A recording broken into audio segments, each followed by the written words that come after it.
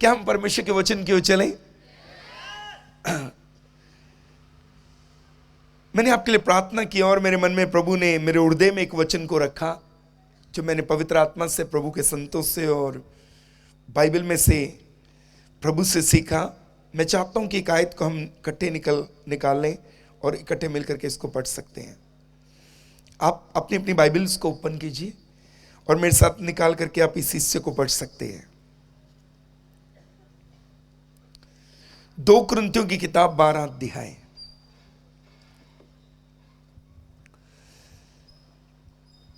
पद नंबर 7, 8 और 9 हम इकट्ठे मिलकर एक साथ पढ़ सकते हैं। जब आप निकाल लेंगे मुझे बताइएगा, फिर हम इकट्ठे मिलकर पढ़ेंगे। 2 कुरिन्थियों की किताब 12 अध्याय 7, 8 और 9 पद। क्या हम पढ़ें? यहां पर इस प्रकार से लिखा है, इसलिए कि मैं प्रकाशनों की बहुतायत से फूल न जाऊं, मेरे शरीर में एक कांटा चुभाया गया है, अर्थात शैतान का एक दूत कि मुझे गुस्से मारे ताकि मैं फूल ना जाऊं। इसके विषय में मैंने प्रभु से 3 बार विनती की कि मुझसे यह दूर हो जाए, पर उसने मुझसे कहा, मेरा अनुग्रह तेरे लिए बहुत है, क्योंकि मेरी सामर्थ निर्बलता में सिद्ध होती है। इसलिए मैं बड़े आनंद से अपनी निर्बलताओं पर घमंड करूंगा कि मसीह की सामर्थ मुझ पर छाया करती रहे। ये प्रभु का पवित्र वचन है और सर्वशक्तिमान प्रभु परमेश्वर के पवित्र वचन के पढ़े और सुने जाने पर प्रभु की आशीष हो। कोई हाथ उठाकर कह सकता है आमीन। मैं आपका हाथ सबका देखना चाहता हूं, एक बार और जोर से कहिए आमीन। 2 कुरिन्थियों की किताब 12 अध्याय के 9 पद में जब आप पढ़ते हैं तो प्रभु ने पौलुस से इस प्रकार से कहा, पर उसने मुझसे कहा, मेरा अनुग्रह तेरे लिए बहुत है। ये जो पवित्र शास्त्र बाइबल है ना हमारे पास, ये कोई इमोशनल बुक नहीं है कि जिसके दिल में जो आया उसने अपने इमोशंस उठाए और इसमें लिख दिए। ये भावनाओं की किताब नहीं है। पौल के मन में जो आया उन्होंने लिख दिया, दाऊद के मन में जो आया उन्होंने लिख दिया, मूसा के मन में जो आया उन्होंने लिख दिया। ये किसी के इमोशंस नहीं है। हर एक वर्ड, हर एक लाइन जो यहां लिखी है उसके पीछे एक कहानी है, एक घटना है। यूं ही उसको नहीं लिख दिया गया।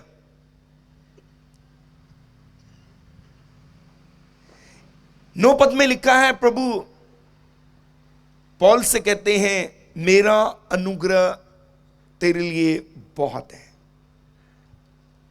इतना इजी नहीं है ये बात। इसके पीछे एक बहुत बड़ी स्टोरी है, एक बहुत बड़ी कहानी है, एक बहुत बड़ी घटना है। मेरा अनुग्रह तेरे लिए बहुत है, यह कोई साधारण बात नहीं है। इसके पीछे बहुत कुछ है। ये वही पौलुस है, ये वही पौलुस जी हैं जो यहां पर ये लिख रहे हैं कि प्रभु ने मुझसे कहा, मेरा अनुग्रह तेरे लिए बहुत है। अगर आप इसे प्रेरितों के काम 9 अध्याय से पहले देखें, ये वही पौलुस है। प्रेरितों के काम 9 अध्याय से पहले ये जाते हैं और हर उस व्यक्ति को जो उस समय यीशु नाम के पंथ को फॉलो कर रहा है उसे पकड़ते हैं, मारते हैं, सभाओं में घसीट कर लेकर आते हैं और पीट पीट कर यीशु नाम का इनकार करवाते हैं। ये वो पौलुस है इसे पुराने नियम के परमेश्वर यहोवा परमेश्वर के विषय में एक विस्तृत जानकारी है, एक बहुत बड़ा प्रकाशन है, एक बहुत बड़ा ज्ञान है। अपने समय के सबसे बड़े विद्वान के कदमों में बैठकर पौलुस ने पुराने नियम की सारी शिक्षा को ग्रहण किया। उस जमाने में सबसे प्रसिद्ध विद्वान के कदमों में बैठ के इसने व्यवस्था को सीखा था। और इसे पुराने नियम के परमेश्वर के लिए, मैं पुराना नियम इसलिए कहता हूं क्योंकि ओल्ड टेस्टमेंट में उनका जिक्र है और नए नियम में भी जिक्र है, लेकिन पुराने नियम में उन्हें यहोवा परमेश्वर के नाम से जाना जाता है। और पौलुस को उस परमेश्वर के लिए धुन है, इतनी धुन कि यहोवा परमेश्वर के विरोध में एक शब्द भी सुनने को तैयार नहीं है। इसे मालूम पड़ा कि एक नया पंथ शुरू हुआ, यीशु नासरी के नाम से एक पंथ शुरू हुआ, और अब ये उन लोगों को पकड़ता है, मारता है, पीटता है। पवित्र शास्त्र बाइबल कहती है जब मसीह के लिए पहला शहीद स्तिफनुस पथरवाह किया गया, पौलुस ही वो व्यक्ति था जो उन लोगों के कपड़ों की रखवाली कर रहा था। और हिंदी के बाइबल में लिखा है और शाऊल स्तिफनुस के वध में सहमत था। इसका पुराना नाम शाऊल है। ये पुराने नियम के परमेश्वर यहोवा परमेश्वर के लिए इतनी धुन लगाए हैं, दिन रात परमेश्वर की व्यवस्था के ऊपर मनन करने वाला व्यक्ति है। आप बाइबल को ध्यान से पढ़ेंगे, बाइबल को ध्यान से पढ़ने से आपको मालूम पड़ेगा, जब आप रोमियो पढ़ते हैं, जब आप कुरिन्थियों पढ़ते हैं, उसके आगे की पत्रियों को पढ़ते हैं, कितनी डीपली इस व्यक्ति को पुराने नियम के विषय में ज्ञान है, कितना गहरा प्रकाशन इस व्यक्ति के पास है। मैं पिछले दिनों में संत पौलुस जी की पत्रियों को पढ़ रहा था। वो कोई भी क्वेश्चन किसी भी रीति से कोई पुराने नियम का किसी भी कलीसिया में उठे, पौलुस एक चिट्ठी लिखकर उसको सॉल्व करते हैं, उसका विषय में आंसर देते हैं। बाइबल में बहुत पत्रियां लिखी इस व्यक्ति ने। परमेश्वर का पवित्र वचन इस प्रकार से कहता है कि पौलुस प्रेरितों के काम 9 अध्याय में जब ये चिट्ठियां लेकर जा रहे हैं कि जाए और पकड़े उन्हें जो यीशु नासरी को फॉलो करते हैं और यीशु नासरी की शिक्षा को मानते हैं, और उन्हें पकड़े और बंदी गृह में डाले। इसका पुराना नाम शाऊल है और इसने वो चिट्ठियां ली। और बाइबल इस प्रकार से कहती है, ये उन चिट्ठियों को लेकर, जब आप प्रेरितों के काम 9:1 में पढ़े, यहां लिखा है शाऊल जो अब तक प्रभु के चेलों को धमकाता और घात करने की धुन में था, महायाजक के पास गया और उससे दमिश्क के आराधनालयों के नाम इस अभिप्राय की चिट्ठियां मांगी कि क्या पुरुष क्या स्त्री जिन्हें वह इस पंथ पर पाए उन्हें बांध कर यरूशलेम में ले आए। ये चिट्ठियां लेकर जा रहा है ताकि जो यीशु नासरी को फॉलो करते हैं उन्हें पकड़े, उन्हें बांधे, यरूशलेम में लाए और उन्हें सताए। प्रेरितों के काम 9 अध्याय में जब ये जा रहा है, इसके ऊपर एक बड़ी रोशनी चमकी और ये गिर गया। लेकिन बाइबल कहती है कि उसके बाद जब ये गिरा तो ये अंधा हो गया और इसे दिखाई नहीं दिया। एक आवाज आती है, हे शाऊल तू मुझे क्यों सताता है। इसने कहा कौन हो आप। आवाज में से उत्तर, वो आवाज फिर से बोलती है, मैं यीशु हूं जिसे तू सताता है। पवित्र शास्त्र बाइबल कहती है प्रभु यीशु मसीह ने इस व्यक्ति से बातचीत की और इससे कहा कि जाओ, उठ नगर में जाओ और मेरा एक दास तेरे लिए प्रार्थना करेगा। और बाइबल कहती है पौलुस उठा जो शाऊल था और वो नगर में गया और परमेश्वर के एक दास ने इसके सर पे हाथ रखा, इसकी आंखों से छिलके गिरे, ये देखने लगा। आगे जाकर पौलुस अपने इस हृदय के रूपांतरण की गवाही को एक जगह विस्तार से देते समय इस प्रकार से कहते हैं कि जब प्रभु की मुलाकात मुझसे हुई तब प्रभु ने मुझसे कहा था, पैने पे लात मारना तेरे लिए कठिन है, तीखे के ऊपर लात मारना तेरे लिए मुश्किल है। इसके बाद यीशु से मुलाकात होने के बाद, हृदय रूपांतरण होने के बाद, अब इसे यीशु की धुन लग गई। ये जहां जाए यीशु का प्रचार करे, जहां जाए यीशु की गवाही दे। कौन सा वो नगर है, कौन सी वो यात्रा है जहां पर इसने जाकर यीशु के विषय में नहीं बताया। ऐसी धुन लगी यीशु की, ये कभी चुप ना रहे। पवित्र शास्त्र बाइबल कहता है पौलुस एक नगर में गया और उस नगर के अंदर चौक के ऊपर बहुत सी मूर्तियां रखी हुई थी। तब पौलुस ने कहा कि मुझे मालूम पड़ा तुम बहुत बड़े भक्त हो, तुम बहुत भक्ति करने वाले लोग हो, क्योंकि जब मैं तुम्हारे नगर में से घूम रहा था मैंने तुम्हारे चौक में बहुत सी मूर्तियां देखी और एक मूर्ति के आगे लिखा था अनजाने देवता के लिए। मैं उसी के बारे में तुम्हें बताने आया हूं जिसे तुम नहीं जानते और पूछते हो। कौन सी वो जगह है जैसे जाकर यीशु के नाम की मुनादी नहीं की। ये चुप भी नहीं रहता, जेल में डालो तब चुप नहीं है। पौलुस सिलास को जेल में बंद कर दिया, वहां आराधना करनी शुरू कर दी। इस व्यक्ति को यीशु की धुन लगी हुई है। मैं आपको बड़ी हम्बली कहना चाहता हूं, आप पवित्र शास्त्र बाइबल को जब निकाल के पढ़ते हैं उसके आखिरी में चेक करिए, आपको पौलुस की यात्राओं का मैप मिल जाएगा। इस व्यक्ति ने इतनी यात्राएं की कि हमारी बाइबल के पीछे उसकी यात्राओं का मैप लगा हुआ है। इस धुन में है, किसे जाकर यीशु के बारे में बताऊं। और बाइबल इस प्रकार से कहती है, एक बार पौलुस ने एक जगह यीशु का प्रचार किया और वहां एक महान चमत्कार प्रकट हुआ। इसके बाद वहां के लोग क्रोध से भर गए।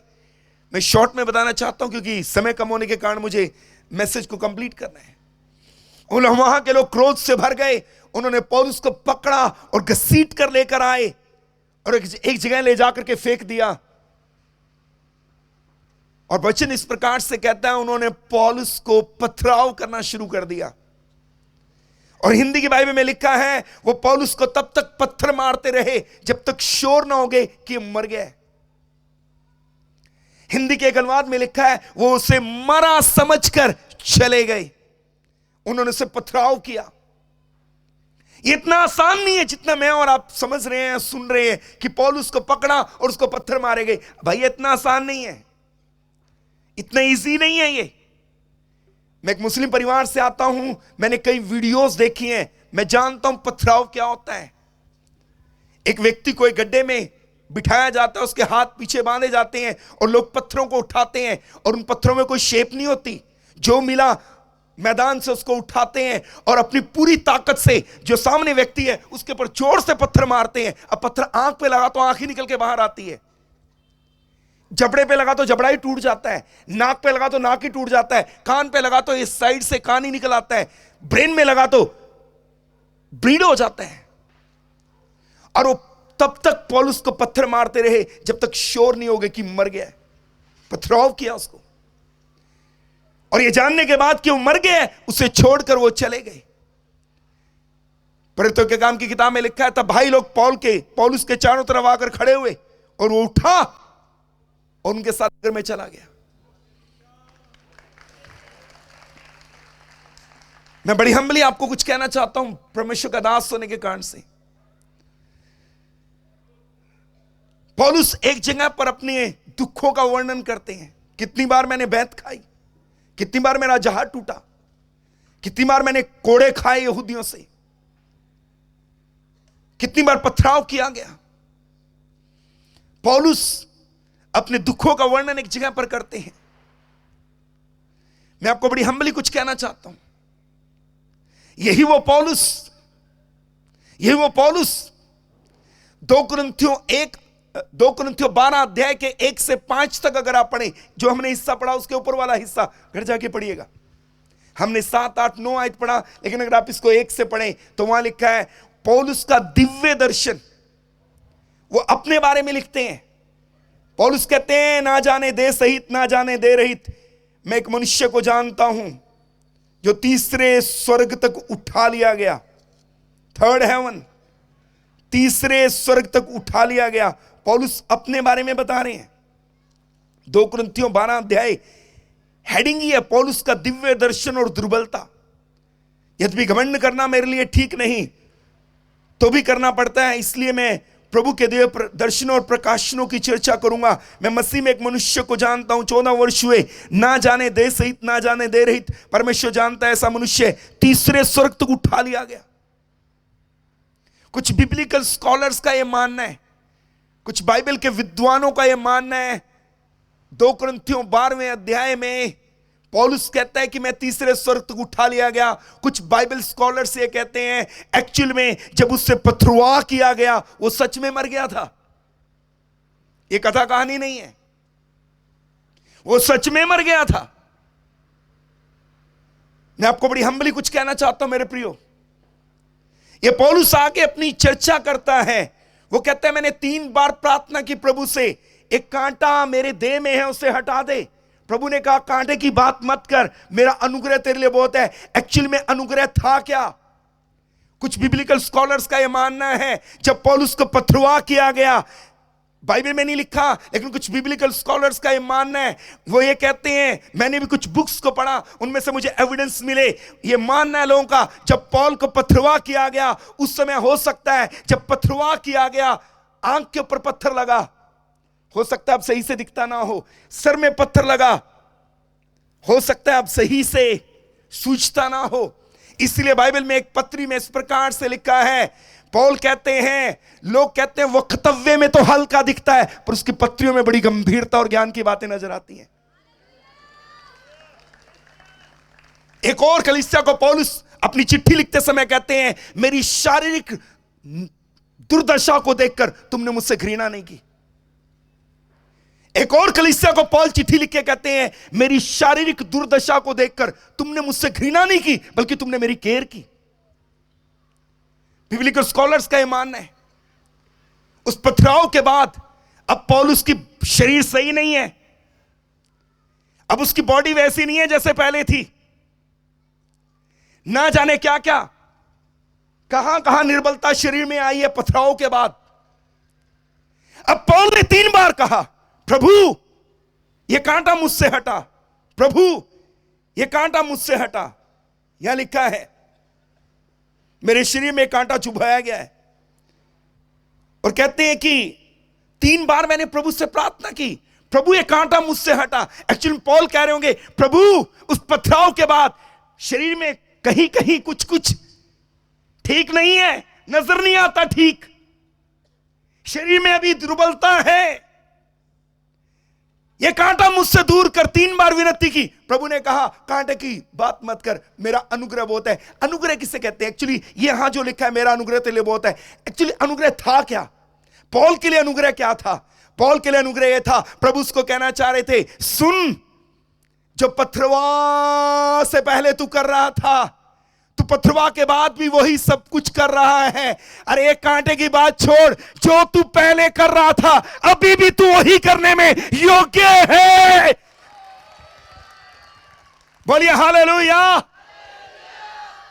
जो इस शरीर के टूटने से पहले तू कर रहा था, शरीर के टूटने के बाद भी तू वही कर रहा है, यही मेरा अनुग्रह है,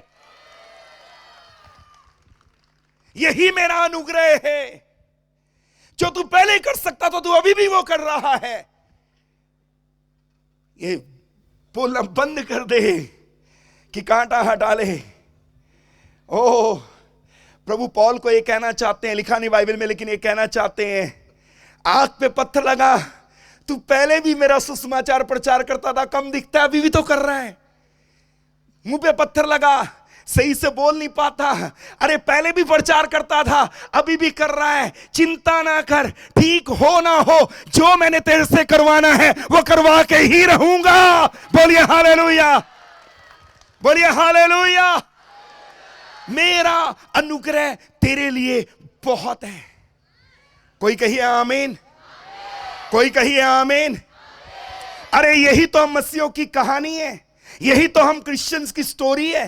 हमारी स्टोरी है, हम परिस्थितियों के कारण प्रभावित नहीं होते, हम हालातों के कारण प्रभावित नहीं होते। मैं आपको कहना चाहता हूं यही तो अनुग्रह है। जब हमारे पास नौकरी होती है हम तब भी वैसा ही खाना खाते हैं, नौकरी चली जाए हम तब भी वैसा ही खाना खाते हैं, बिजनेस चले तब भी हम वैसी जिंदगी जीते हैं, ना चले तब भी हम वैसी जिंदगी जीते हैं। बोलिए हालेलुया, हालेलुया।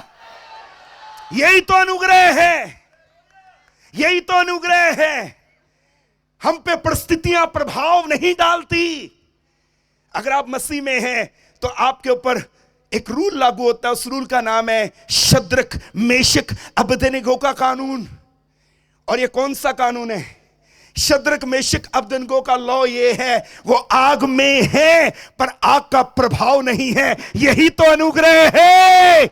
सारी दुनिया में रिसेशन आया हुआ है, हम आनंद मना रहे होते हैं, हम पे उसका प्रभाव नहीं है। बोलिए हालेलुया, जोर से बोलिए हालेलुया। एक स्टोरी सुनाऊं? सुनिए, एक सत्य घटना सुनाता हूं आपको। कोविड आया ना, कोविड आया। 27 साल की सेवकाई में सबसे अधिक घरों की ओपनिंग, सबसे अधिक व्हीकल्स के ऊपर दुआ मुझे कोविड के बाद करनी, कोविड के टाइम के जब खत्म होने वाला था तब करनी पड़ी। मैं लोगों से पूछता था, भैया ये घर कब बना है? जी कोविड के टाइम में अंदर अंदर बनता रहा। मैंने बोला दुनिया में हाहाकार मची है, तुम नए घर बना रहे हो? जी रेनोवेशन करवा ली, मिस्त्री अंदर अंदर आ जाता था, करके चला जाता था, सामान भी ले आते थे। हेलो, मैं जिस मोहल्ले में रहता हूं उसका नाम है ईसा नगरी। ईसा नगरी है उसका नाम, बड़ा फेमस मोहल्ला है वो। कोविड में सबसे ज्यादा सीटियां वहीं लगती थी, बड़ा छोटा बीच वाला सब।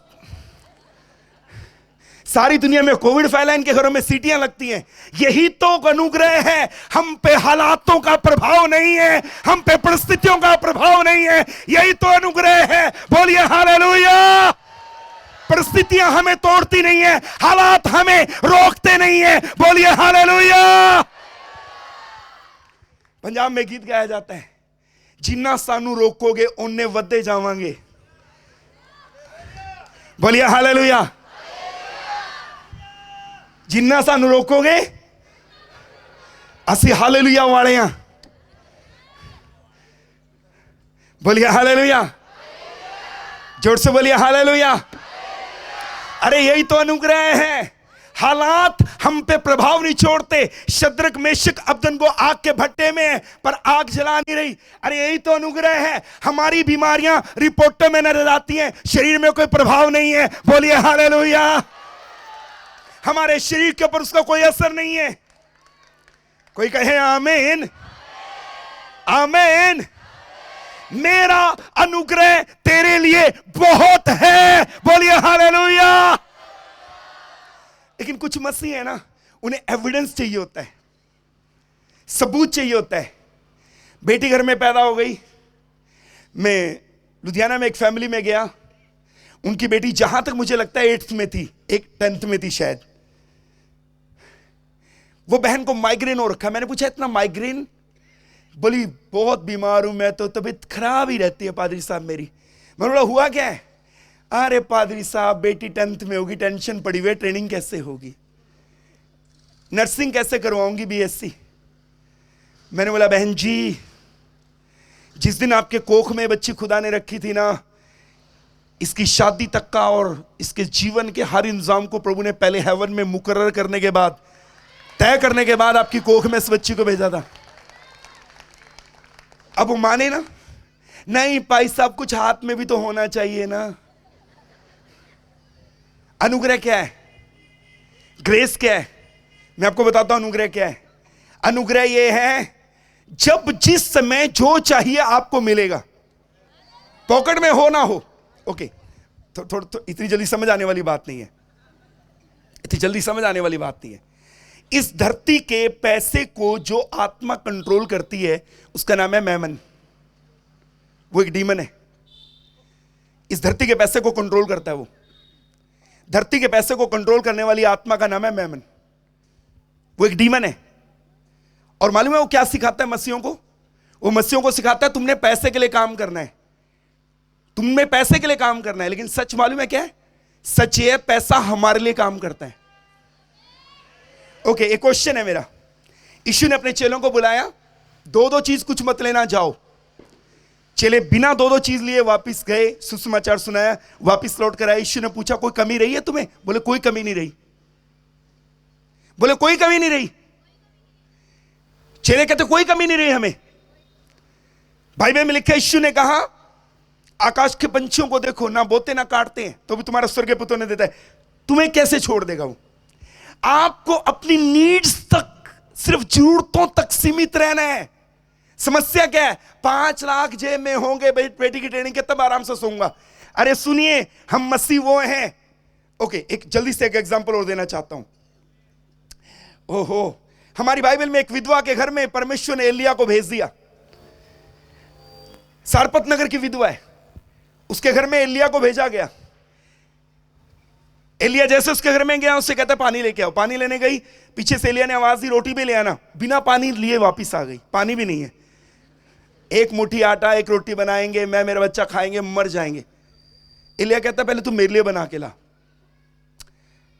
परमेश्वर जिसके सन्मुख में रहता हूं, उसके अनुग्रह से, कहने का अर्थ ये, उसके अनुग्रह से तेरा वो आटा खत्म नहीं होगा। वो गई, एलिया के लिए रोटी बना के लाई। याद रखना, उसने शुरुआत में कहा था मैं और मेरा बेटा, लेकिन उस पूरी घटना का एंड वाला आयत पढ़ो, वहां क्या लिखा है? अंत वाली आयत में लिखा है, जब तक अकाल रहा वो स्त्री और उसका घराना। शुरुआत में क्या बोला था? मैं और मेरा बेटा, लेकिन उस पूरे हिस्से को पढ़ो, अंत में क्या लिखा है? वो स्त्री और उसका अब घराना। लेकिन कमाल की बात मालूम है क्या थी, जिसके द्वारा मैं बहुत खुश हो जाता हूं और जंप करने लगता हूं। सुनिए, कमाल की बात यह थी, मैंने जहां तक बाइबल पढ़ी और जहां तक मुझे पवित्र आत्मा ने सिखाया, वो घड़ा कभी नहीं भरा। वो घड़ा कभी नहीं भरा। दुनिया के किसी भी अनुवाद में यह नहीं लिखा कि वो घड़ा भर गया। वो घड़ा कभी नहीं भरा। पर हर रोज वो हाथ डालती है अंदर। जिस दिन 2 लोगों का आटा निकल के बाहर आता है, जिस दिन 10 लोगों का आटा निकल के बाहर आता है। घड़ा कभी भरा नहीं, पर जब जो चाहिए उस दिन उतना आ रहा है। कोई जोर से ताली बजा के प्रभु को धन्यवाद दे। अरे यही तो है, यीशु ने कहा था अपनी जरूरतों तक सीमित रहो। जब तुम डबल नहीं लेके गए, क्या कोई कमी रही? चले गए तो कोई कमी नहीं रही। हाँ, यही है। जिस दिन आपको 1 रुपया चाहिए, स्वर्ग 1 रुपए के लिए खुलेगा। जिस दिन 1 करोड़ चाहिए, दावा करता हूं अगर आप भक्त हैं, 1 करोड़ के लिए स्वर्ग खुल जाएगा। बोलिए हालेलुया। यही तो अनुग्रह है। हमारे पास लाखों बैंकों में नहीं होता, तो भी हमारे बच्चे पढ़ लिख करके ऊंचे स्थानों पे चले जाते हैं। हमारी छोटी छोटी नौकरियां, हमारे छोटे छोटे इनकम के द्वारा हमारे बच्चे बड़े स्कूलों में, बड़े कॉलेजों में पढ़ लेते हैं। यही तो अनुग्रह है। बोलिए हालेलुया। लाखों रुपया नहीं है हमारे पास, लेकिन जब जो चाहिए हमारा परमेश्वर हमारे लिए उपलब्ध करा देता है। कोई कहे आमीन। क्या मैं सच कह रहा हूं? कोई है इस बात का गवाह? आपकी छोटी छोटी तनख्वाहें, छोटे छोटे बिजनेस, छोटी छोटी अर्निंग, लेकिन आपने अपने बच्चों को अच्छे स्कूलों में पढ़ाया, बड़ी बड़ी ट्रेनिंगें करवा दी। और कमाल की बात, जिस दिन आपने उसके 2 लाख देने थे, उस दिन खुदा ने आपको 2 दिए थे। हालांकि उससे पहले शायद बैंक के अंदर ऊपर नीचे रहा हो। यही तो अनुग्रह है। जब जो चाहिए उसके लिए स्वर्ग खुलेगा। बोलिए हालेलुया। जोर से बोलिए हालेलुया। मैं मन ये चाहता है कि आप पैसे के लिए काम करें। बाइबल कहती है पैसा आपके लिए काम करेगा। पैसा आपके लिए कैसे काम करेगा? जब जिस दिन जितनी आपकी जरूरत, पैसा खुद चल के आएगा। जी मैं आ गया। बोलिए आमीन। अरे ऊंची आवाज से बोलिए आमीन। ये विधवा का घड़ा कभी नहीं भरा, लेकिन जब जितना चाहिए, जिस दिन जितनी आवश्यकता, उस दिन इसमें से निकलकर बाहर आता है। कोई कहे आमीन। कोई कहे आमीन। हमारी बीमारियां रिपोर्टों में दिखती हैं, हमारे शरीरों के ऊपर उसका प्रभाव नहीं है। कल पास्टर जी बता रहे थे उनके कलीसिया में कितने कैंसर के मरीज ठीक हुए। हमारे लुधियाना के अंदर डॉक्टर अनिल लूथर जी की वाइफ डॉक्टर नीलू लूथर सीएमसी में पढ़ाती हैं। डॉक्टर अनिल लूथर सीएमसी के एमएस रहे हैं। उनकी पत्नी को कैंसर हो गया, एक इलाज चला, विदाउट एनी मेडिसिन वो सरवाइव करते हैं। प्रभु की दासी है, प्रभु की सेवकाई करते हैं। हमारे चर्च के अंदर एक भाई है, उनका नाम है संजीव ढिंगरा। 2012 में सीएमसी में डायग्नोज हुआ। डॉक्टर जोसेफ जॉन है सीएमसी में ऑनकोलॉजी के हेड। उन्होंने इनका टेस्ट करवाया, गर्दन के पास इतनी बड़ी गिल्टी निकली, टेस्ट में आया इनको कैंसर है। 12 में इलाज खत्म हुआ। 12 से लेकर आज 2025 आ गया, एक भी मेडिसिन नहीं खाता वो व्यक्ति अपना बिजनेस करता है। एक अच्छी हेल्थ है उसकी, मेरे से ज्यादा गोरा चिट्टा है, मेरे से अधिक हेल्थी है, अपना बढ़िया बिजनेस चला रहे हैं। ऐसे कई लोग हैं हमारे पास। एक बहन है हमारे पास, उसको एड्स हो गया था। मैंने अपनी आंख से उसकी रिपोर्ट चर्च के अंदर पढ़ी, उस पर लिखा था एड्स। इसको HIV पॉजिटिव है। पॉजिटिव आया, कुछ दिन के बाद प्रार्थना के बाद दोबारा एक और रिपोर्ट निकलवा के लाई, वो भी सरकारी अस्पताल से। मुझे मेरे टेबल पे रख के कहती है ये पढ़ना जरा। मैंने दोबारा पढ़ा, उसमें लिखा था नेगेटिव, उसमें लिखा था है ही नहीं है। बीमारियां रिपोर्टों में दिखती हैं पर उसका असर हम पे। चलिए एक छोटा सा सवाल पूछता हूं, आप में से कितने ऐसे होंगे जिनका शुगर नजर आता है लेकिन बराबर मीठा खाते हैं? वो देखिए कितने हाथ उठे, वो देखिए उधर कितना बड़ा हाथ उठा, बोलिए हालेलुया। अरे रिपोर्टों में दिखती हैं, शरीर पे असर नहीं, यही तो अनुग्रह है। पौल को परमेश्वर कह रहे हैं तेरा शरीर टूटा हुआ है, मत कह इसको ठीक कर दे, जो तू अच्छे शरीर से कर रहा था टूटे से भी मेरे अनुग्रह से वो कर पा रहा है, इसलिए कोई फर्क नहीं है, अनुग्रह बहुत है। बोलिए हालेलुया, हालेलुया। हमारी बाइबल में एक आयत है, उससे कहते हैं रोमियो 8:28। अगर आप हिंदी की बाइबल में उससे पढ़ेंगे तो वहां पढ़ेंगे, वहां लिखा है हम जानते हैं जो लोग परमेश्वर से प्रेम करते हैं रखते हैं उनके लिए सब बातें मिलकर भलाई ही को उत्पन्न करती हैं, अर्थात उनके लिए जो उसकी इच्छा के अनुसार बुलाए हुए हैं। लेकिन जब आप इसको ग्रीक में पढ़ते हैं, हाँ मेरे पास जो मेरी व्यक्तिगत स्टडी बाइबल है वो हिब्रू और ग्रीक से ट्रांसलेटेड है। जो मैं पर्सनल अध्ययन के लिए अपने घर में बाइबल रखता हूं, जहां से सरमन तैयार करने के लिए प्रभु मुझे अनुग्रह देते हैं, वो बाइबल डायरेक्ट हिब्रू और ग्रीक से ट्रांसलेट 1980 में प्रिंट हुई थी। वो मैं भी 1980 में पैदा हुआ, मेरी उम्र की बाइबल है, इतनी पुरानी है। जब मैं उसके पन्ने पढ़ता हूं तो पन्ने टूट के हाथ में आ जाते हैं। और उस बाइबल में ऐसा लिखा है, रोमियो 8:28 कुछ अलग, हमारी इस बाइबल में लिखा है हम जानते हैं जो लोग परमेश्वर से प्रेम करते हैं उनके लिए सारी बातें मिलके। लेकिन उस बाइबल में ऐसा लिखा है जो डायरेक्ट ट्रांसलेटेड है, उसमें लिखा है हम जानते हैं जो लोग परमेश्वर से प्रेम रखते हैं और उसकी इच्छा के अनुरूप बुलाए गए हैं, परमेश्वर प्रत्येक परिस्थिति में उनका कल्याण करता है, ऐसा लिखा हुआ है। उसमें लिखा है परमेश्वर प्रत्येक परिस्थिति में उनका कल्याण कर। मेरे पीछे जोर से बोलिए, परमेश्वर प्रत्येक परिस्थिति में उनका कल्याण करता है। अब टेंशन काहे को है? परिस्थिति अपने पक्ष में हो या ना हो, अपना तो कल्याण ही होगा। तारीफ जाके प्रभु को धन्यवाद दे। कोई जोर से प्रभु की बड़ाई करे अगर ऐसा है तो बोलिए हालेलुया। जो लोग परमेश्वर से प्रेम करते हैं, परमेश्वर प्रत्येक परिस्थिति में, परिस्थिति चाहे आपके पक्ष में हो या ना हो, पर आपका तो कल्याण ही होगा। कोई कहे आमीन। यही तो अनुग्रह है, यही तो अनुग्रह है। लेकिन हमारी टेंशन वाले में क्या है? हालात बदले। प्रभु कहता है हालात काहे को टेंशन ले रखी, हालात बदलने की चिंता ना कर। रिपोर्ट बदले ना बदले, हालात बदले ना बदले, तुझे कोई छू नहीं सकता। बोलिए हालेलुया। तेरा रक्षक मैं हूं, तेरे ढाल मैं हूं, तेरा बल मैं हूं। कोई कहे आमीन। हालेलुया। एक बार और जोर से कहिए हालेलुया, हालेलुया। आनंद से बोलिए हालेलुया। क्या कोई एक बार यीशु के लिए ताली बजा सकता है जोर से?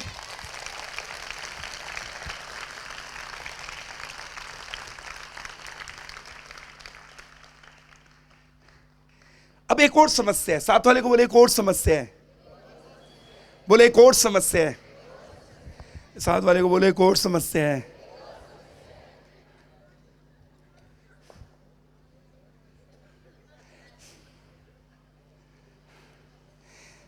अगर आप एक राजा 19वां अध्याय पढ़ें,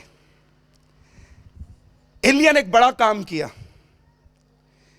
उसने प्रार्थना की, स्वर्ग से आग आई, उसकी भेंट को कबूल किया गया।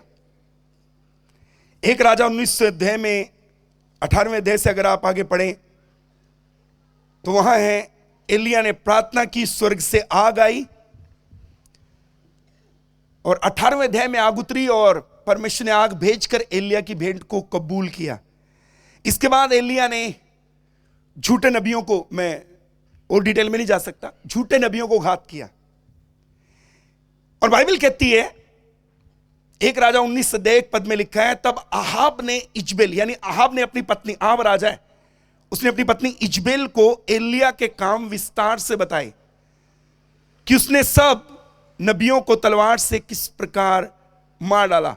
तब इजबेल ने एलिया के पास यह दूत के द्वारा कहला भेजा, यदि मैं कल इसी समय तक तेरा प्राण उनका साना कर डालूं तो देवता मेरे साथ वैसा ही वरन उससे भी अधिक करे। पद नंबर 3, यह देख एलिया अपना प्राण लेकर भागा। एक सवाल है मेरा, एलिया ने एक बड़ा, परमेश्वर ने उसके द्वारा एक बड़ा काम किया, स्वर्ग से आग आई, उसकी भेंट कबूल हुई, उसने झूठे नबियों को खत्म किया। अहाब ने अपनी पत्नी इजबेल को जाके एलिया के सारे काम बताए। इजबेल कहती है, कल मैं एलिया का प्राण उन जैसा कर दूंगी जैसा उसने मेरे नबियों का किया। हिंदी की बाइबल में लिखा है, यह देख एलिया भागा। हिंदी की बाइबल में लिखा है, यह देख एलिया भागा। फिर से बोलिए, पीछे वाले बोले, इतना आसानी से नहीं बोल सकते आप, जोर से बोलिए। आगे देखना, यहां क्या लिखा होना चाहिए था? एक दूत ने आके मैसेज दिया तो यहां लिखा होना चाहिए था बाइबल में, यह सुनकर एलिया भागा, लेकिन यहां लिखा है यह देखकर एलिया भागा। भाई मैसेज शब्द दिखते नहीं है, बाइबल में लिखा होना चाहिए सुनकर एलिया भागा, लेकिन बाइबल में लिखा है यह देखकर एलिया भागा। एक्चुअल में जो दूत खड़ के सामने बोल रहा है, एलिया बंद आंख और खुली आंख से वो देख रहा है, वो देख रहा है कि मेरी गर्दन नहीं है।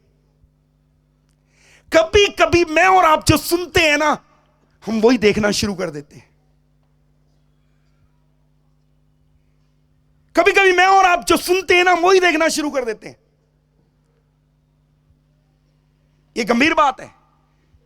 यहां लिखा होना चाहिए था, ये सुन एलिया भागा, यहां लिखा है ये देख एलिया भागा। समटाइम हम कुछ न्यूज सुनते हैं, हम वैसे ही अपने आप को देखना आरंभ कर देते हैं। मुझे याद आता है घटना, एक परमेश्वर के अभिषिक्त दास हैं, यूएस में अभी भी हैं।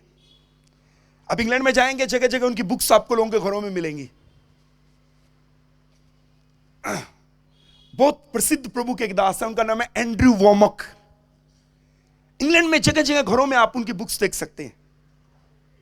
मैंने एंड्रयू वॉमक का एक इंटरव्यू सुना, एक बुक पढ़ी, उसमें लिखा था, उन्होंने लिखा कि मैं अमेरिका में सेवकाई करता हूं और प्रभु ने मेरे द्वारा 40 मुर्दों को अमेरिका में जिंदा किया। एंड्रयू वॉमक वो प्रभु के दास हैं जिनके द्वारा 40 मुर्दे जिंदा हुए। एंड्रयू वॉमक वर्ल्ड फेमस प्रीचर हैं, आप उन्हें सुन सकते हैं टीवी के ऊपर, यूट्यूब के ऊपर, गॉड टीवी पहले सुन सकते थे आप उनको, गॉड टीवी के ऊपर उनका बहुत बड़ा प्रोग्राम आता था।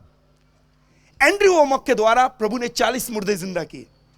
जब ये 39 थे, 39 थे, एक दिन एंड्रयू वॉमक अपनी कार चला के जा रहे हैं और मालूम है क्या कहने लगे? कहते प्रभु बहुत दिन हो गए, अभी कोई दोबारा जिंदा ही नहीं हुआ। तो कुछ दिनों के बाद ये अपनी पत्नी के साथ कहीं जा रहे थे, अचानक से एक मैसेज इनको मिलता है, तुम्हारा बेटा मर गया। जैसे ही इन्हें कार के अंदर फोन आया, तुम्हारा बेटा मर गया, एंड्रयू वॉमक रोने लगे, इनकी पत्नी रोने लगी, दुख मनाने लगे, मातम मनाने लगे। प्रभु ने इनको पहला काम मालूम है क्या बोला? प्रभु ने पहला काम इनको बोला, जो तुमने सुना तुम वही महसूस कर रहे हो, जो तुमने सुना तुम वही देख रहे हो कि तुम्हारा बेटा जैसे मोर्चरी में। बंद करो इसको। जैसे प्रभु ने कहा बंद कर इसको, इसने अपनी पत्नी से कहा, ये जो हमने समाचार सुना ना, अब इसके आगे कुछ और होने वाला है। ये जल्दी से अपनी कार लेकर के हॉस्पिटल पहुंचे।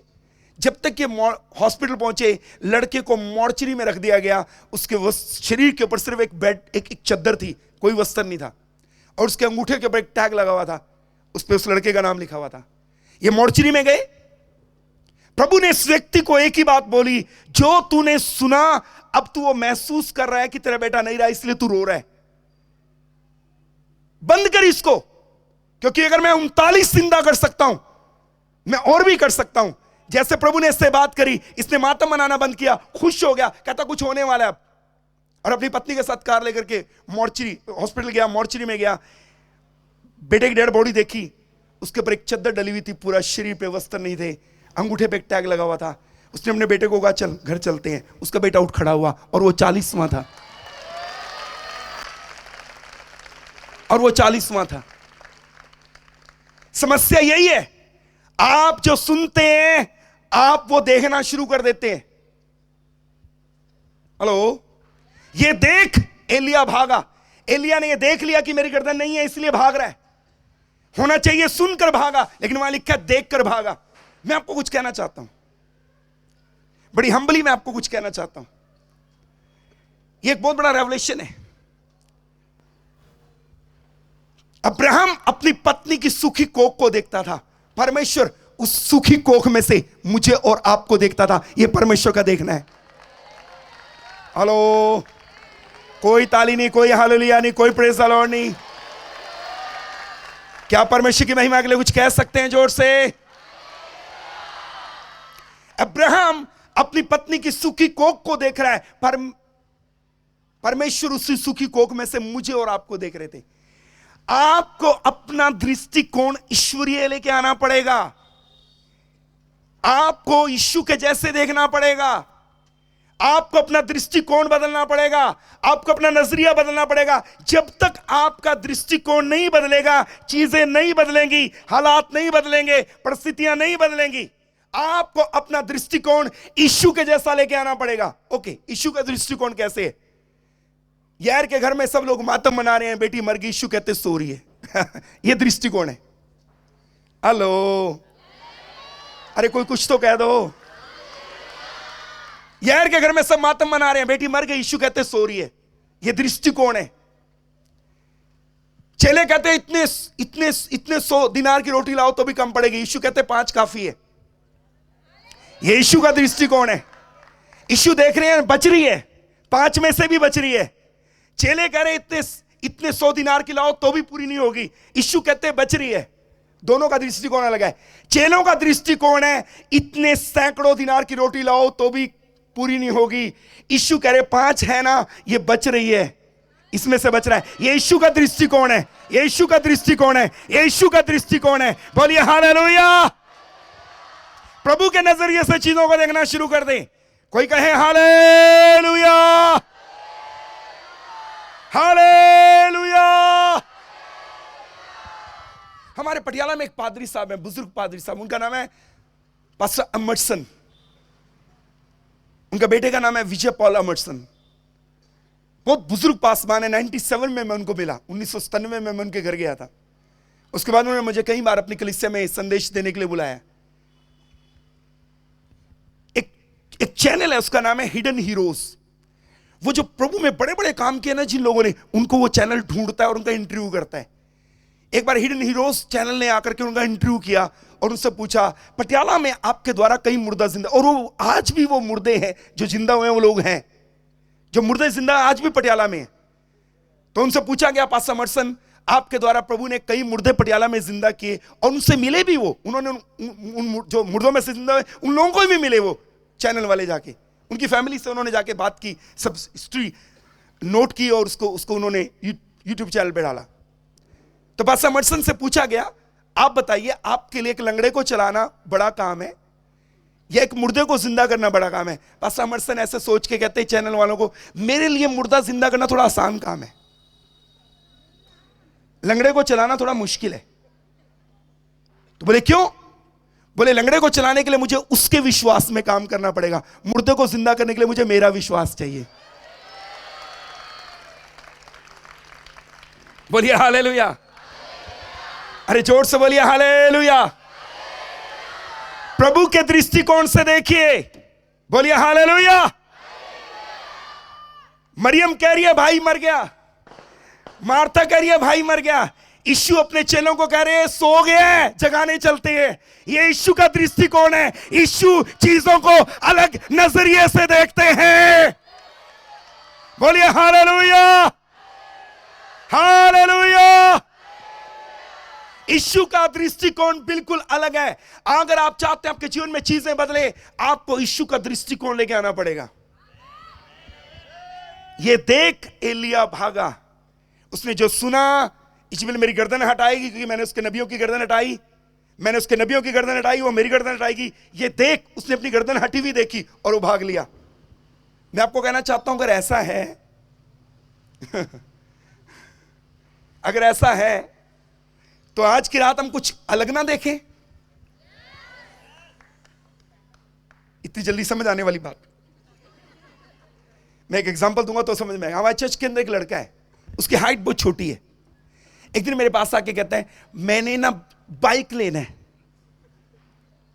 स्पेशली मुझे अपॉइंटमेंट लेके मिलने आया। पास्टर जी कहाँ हो? मैंने बोला मैं आउट ऑफ सेशन हूं। कहाँ हो? मैंने कहा आज मैं चर्च में हूं, आ रहा हूं। मैं आया, मैंने एक बाइक लेना है। मैंने बोला ले लो, बाहर बहुत बड़ी एजेंसी है हमारे शहर में, जाके ले लो। अरे पैसा नहीं है। तो मैंने बोला मैं तो बाइक के पैसे नहीं दे सकता, हम तो ऑलरेडी चर्च में काम कर रहे हैं, कुछ काम चल रहा भाई, मेरे पास तो पैसा नहीं है तुम्हें देने के लिए। ओ, मैंने पूछा तेरे पास है कितना? नहीं मैं टाइट देता हूं। मैंने टाइट की बात छोड़ यार, तो टाइट के पीछे बढ़ गया। तू बता है कितना तेरे पास? पर्स निकाला, कुछ हजार रुपया उसके पास था। मैं कहा मेरे ना घर के पास एक मार्केट है, सुभानी बिल्डिंग कहते हैं उसे, स्कूटर मार्केट है, वहां जा एक हेलमेट खरीद के ला, बढ़िया वाला लेके आना। कहते किस लिए? मैं कहा लेके तो फिर बताऊंगा। उसने सोचा भाई साहब बाइक गिफ्ट करेंगे। वो गया, बढ़िया वाला हेलमेट खरीद के लाया, सारे मैक्सिमम पैसे बढ़िया वाला हेलमेट खरीदने में खर्च कर दिए। और मैंने देखा रिक्शा में बैठ करके हेलमेट का डिब्बा रखा हुआ हिलता हुआ आ रहा गली के अंदर चर्च की। रिक्शा रुका, मुझे कहते हैं ले आया हूं। मैंने कहा प्रभु जी ये हेलमेट ले आया, बाइक आप दे दीजिए। मैं कहा इसको अपने घर ले जा, इसको अपने घर ले जा, सामने रख और ऐसे देख कि जैसे तू इसको अपने सर पे रख के बाइक चलाता हुआ आ रहा है। वो ले गया अपने घर में। कभी आइए मिलाऊंगा मैं उसको आपको। वो गया अपने घर में, बाइक वो हेलमेट सामने रख दिया। 2-3 हफ्ते के बाद मैंने देखा, मैं चर्च से निकलकर कहीं जा रहा था, हॉर्न बजा रहा कोई, जोर जोर से बाइक के हॉर्न बजा रहा। मैंने देखा, गली में देखा, क्योंकि हाइट छोटी थी ना, सर पे इतना बड़ा हेलमेट रखा हुआ, ऐसे ऐसे चलाता हुआ आ रहा बाइक। बोला जी नया ले आया हूं, आज ही लेकर आया हूं, दुआ कर दीजिए। मैंने उसको कहा था ये देख कि तेरे सर पे हेलमेट और तू बाइक चला रहा है। कोई कहे हालेलुया, अरे कोई जोर से कहे हालेलुया। यीशु के नाम की देखने का नजरिया बदलिए, देखने का नजरिया बदलिए। अगर आपका बच्चा अनाज्ञाकारी आज के बाद देखना शुरू कर दे कि उसके हाथ में परमेश्वर का वचन है और वो आराधना कर रहा है और परमेश्वर की महिमा कर रहा है, बोलिए हालेलुया, हालेलुया। एक परमेश्वर के महान सेवक, उनका नाम है आर्च बिशप बेंसन एडाहोसा। वो एक सभा में विदेश गए हुए थे, पीछे से उनको कॉल आता है आपकी मां मर गई है। उन्होंने कहा काम करो मेरी मां को मेरे बिस्तर पर डाल दो। बोले साहब आपने कब आना? बोला 10 डेज के बाद, 10 दिन के बाद। बोले बदबू आएगी उसमें से। अरे बोला मेरी मां है, तुम्हारी नहीं है, जहां मैंने बोला ना उसको वहीं डाल, मेरे बिस्तर पर डाल दे। उनकी मां को उनके बिस्तर के ऊपर डाल दिया गया। पहला चमत्कार, 10 दिन तक उस लाश में से बदबू नहीं आई। 10 दिन के बाद आर्च बिशप बेंसन एडाहोसा अपने देश वापिस आए। एयरपोर्ट से बाहर निकलते ड्राइवर को कहते मेरे घर लेके चल। जैसे घर में पहुंचे, घर में कदम रखते कहते मम्मी मैं मीटिंग से आ गया हूं, एक गिलास पानी देना। मां उठ के कहते बेटा अभी लेकर आई, वेलकम तेरा।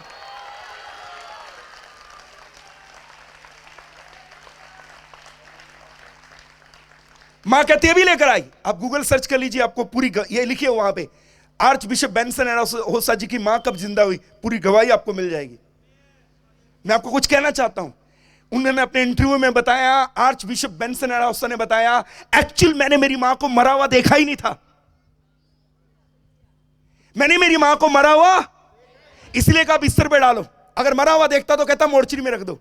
मैंने देखा ही नहीं कि वो मर गई, मैंने तो उसे देखा कि जैसे वो सो रही है, इसलिए घर में घुसते कहा मां मैं मीटिंग से आ गया हूं, पानी लेके आना, और उठ के कहती बेटा लेके आई। क्या कोई परमेश्वर की महिमा कर सकता है जोर से? अपना नजरिया बदलिए, अपना नजरिया बदलिए। अगर कोई बहन ऐसी है जिसका पति किसी सेवन में है, ड्रग में है, कोई नशा करता है, उसके हाथ में बोतल देख रहे हो, आज के बाद कुछ अलग देखना शुरू कर दो। देख लो कि जैसे वो होली कम्युनियन ले रहा है, वो घुटनों के बल आके प्रार्थना कर रहा है, वो वचन पढ़ रहा है, कुछ अलग देखिए। कोई कहिए आमीन। यीशु के नाम की, यीशु के नाम की। एलिशा के घर में कुछ लोग आए और वो जाना थे। सेवक ने कहा ये इन लोगों के लिए पर्याप्त नहीं होगा भोजन। एलिशा ने कहा बचेगा। सेवक देख रहा है पूरा नहीं होगा, एलिशा देख रहा है बचेगा। नजरिया है। नजरिया है, आपको अपना नजरिया बदलना पड़ेगा। जल्दी से आगे की ओर बढ़ेंगे हम लोग। ओके, वचन समय बहुत जल्दी निकल गया, 15 मिनट रह गए हैं। हम जल्दी से खुदा के पाक कलाम की ओर आगे बढ़ेंगे। ओके, मैं चाहता हूं कि जल्दी से हम परमेश्वर के पवित्र वचन में से इस बात को आगे सीख करके चलेंगे। हम वापस लौटते हैं और हम वापस लौटकर वहीं आते हैं जहां से हमने शुरू किया था। और हमने शुरू किया था, मेरा अनुग्रह तेरे लिए बहुत है। हमारी बाइबल के अंदर एक महान खास बात लिखी है। हमारे परमेश्वर की एक महानता है। हमारे परमेश्वर की एक महानता, और महानता यह है, हमारे प्रभु ने जिन भी लोगों को कोई काम दिया, बाइबल में और बाइबल के बाहर, चर्च हिस्ट्री को उठा के देख लीजिए, बाइबल में और बाइबल के बाहर जिन भी लोगों को प्रभु ने कोई काम दिया, वो उनका काम था ही नहीं। वो उनका काम नहीं था। मूसा महल में रहते हैं, प्रभु ने कहा महल छोड़, जंगल में जाके भेड़ चरा। दाऊद भेड़ चरा रहा, प्रभु ने कहा भेड़ छोड़, जाके महल में काम कर। कमाल है ना। मूसा महल में है, उसको बोला जाके भेड़ चरा। एक बंदा पहले से भेड़ चरा रहा, उसको बोला भेड़ छोड़, जाके महल में काम कर। फिर एक नबी है हमारी बाइबल में, वो कहता है मैं तो गुल्लर के पेड़ छांटता था, खेती किसानी करने वाला था, प्रभु ने मुझे नबी बना दिया। पूरी बाइबल पढ़ लीजिए, मैक्सिमम लोग हुए हैं जिनको प्रभु ने वो काम दिया जो उनका था ही नहीं, था ही नहीं उनका काम। जॉन बुनियन, इस बाइबल के बाद दुनिया की सबसे बड़ी रचना लिखने वाला व्यक्ति, मसीह मुसाफिर किताब जिसने लिखी, जॉन बुनियन ठठेरा था, बर्तन ठीक करता था, उसका बाप भी बर्तन ठीक करता था, ठठेरे का बच्चा था वो। विलियम कैरी जूते गांठता था। स्मिथ विगलस्वर्थ प्लम्बर था, नल ठीक करता था। अरे बाइबल पढ़ लो, बाइबल के बाहर पढ़ लो, प्रभु ने हर व्यक्ति को वो काम दिया जो उनका है ही नहीं। मालूम है क्यों? जानना चाहोगे क्यों?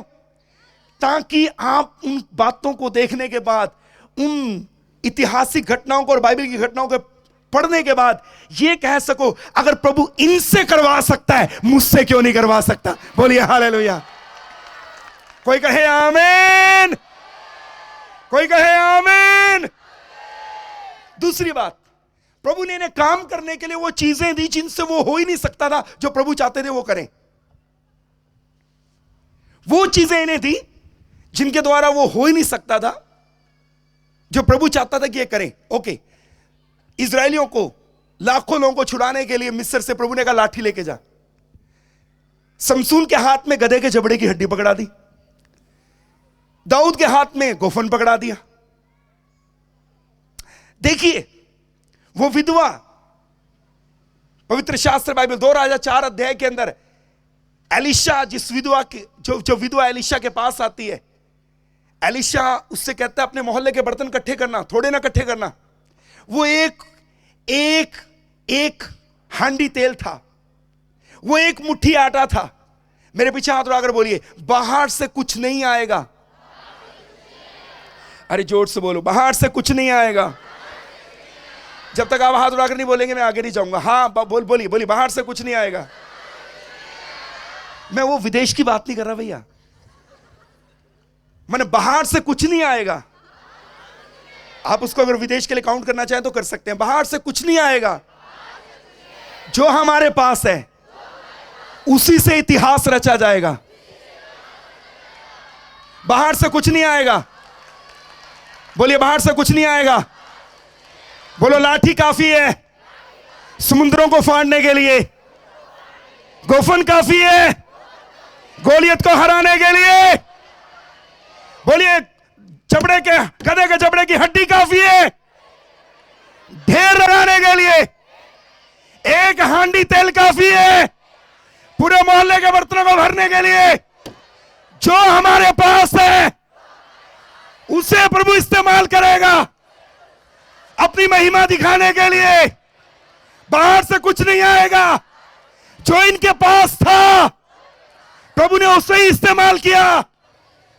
जो मेरे पास है वो काफी है एक चमत्कार के लिए, एक गवाही के लिए, मेरी जरूरतों को पूरा होने के लिए, आश्चर्यक्रम देखने के लिए। जो मेरे पास है वो काफी है। कोई ताली बजाकर प्रभु का धन्यवाद दे, कोई जोर से स्तुति करे, कोई आनंद से बड़ाई करे। Yes yes yes. कोई कहे हालेलुया। हमारे परमेश्वर की महानता है, वो साधारण चीजों के द्वारा असाधारण महिमा प्रकट करता है। वो निर्बलों को अपने हाथ में लेता है, उनके द्वारा बुद्धिमानों को लज्जित करता है। निर्बलों को अपने हाथ में लेता है, उनके द्वारा बलवानों को लज्जित कर हराता है। निर्बुद्धियों को अपने हाथ में लेता है, उसके द्वारा ज्ञानवानों को लज्जित करता है।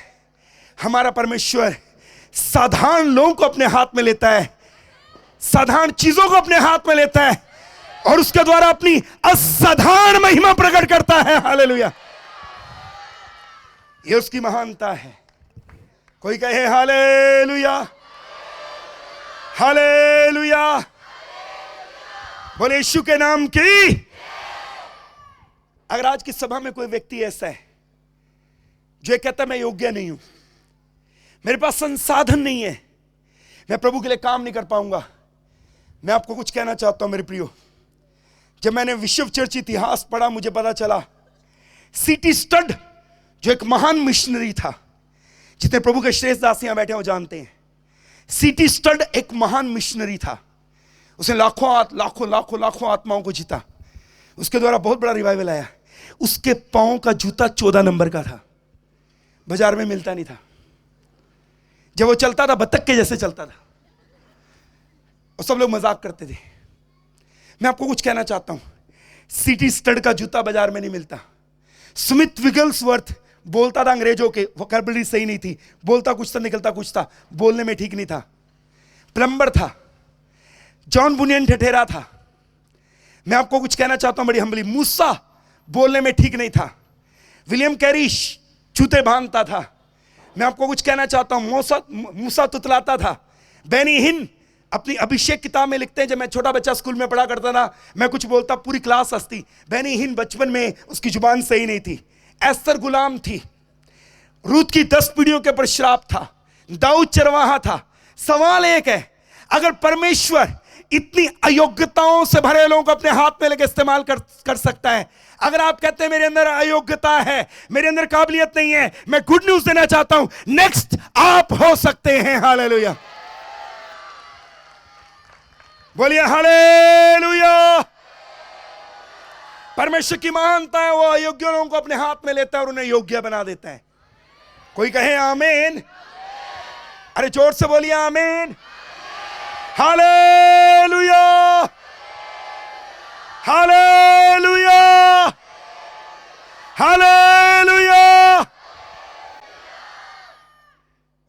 विलियम जे साइमोर एक ज्ञानवान व्यक्ति नहीं था। उसके बाद बहुत बड़ा कोई बाइबल का ज्ञान नहीं था। प्रार्थना बहुत करता था, देखने में भी सुंदर नहीं था। प्रभु ने उसके द्वारा अजूसा स्ट्रीट रिवाइवल प्रभु उसके द्वारा लेकर आए। की पर्सन थे वो अजूसा स्ट्रीट रिवाइवल के लिए, जहां कटे हुए हाथ और कटे हुए पांव मीटिंग में बैठे बैठे लोगों के निकल के बाहर आते थे। स्मिथ विगल्सवर्थ साहब के द्वारा 10 मुर्दे जिंदा हुए। मैं सवाल करता होता हूं कभी कभी अपने आप से, अगर परमेश्वर इतनी अयोग्यताओं से भरे लोगों को अपने हाथ में लेकर सामर्थ्य रूप से इस्तेमाल कर सकता और उनके द्वारा एक इतिहास रच सकता है, मेरे और आपके द्वारा क्यों नहीं? आमीन। बोलिए आमीन। हालेलुया। बोलिए हालेलुया। बंद करने से पहले मैं 1-2 बात आपके साथ शेयर करके जल्दी से बंद करना चाहेंगे। मैं प्रभु का दास होने के नाते आपसे कहना चाहूंगा, प्लीज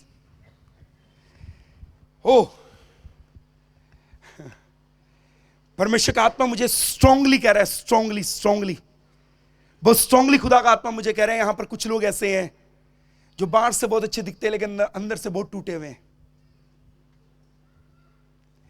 बाहर से बहुत अच्छे दिखते हैं, अंदर से खाली हैं, टूटे हुए हैं।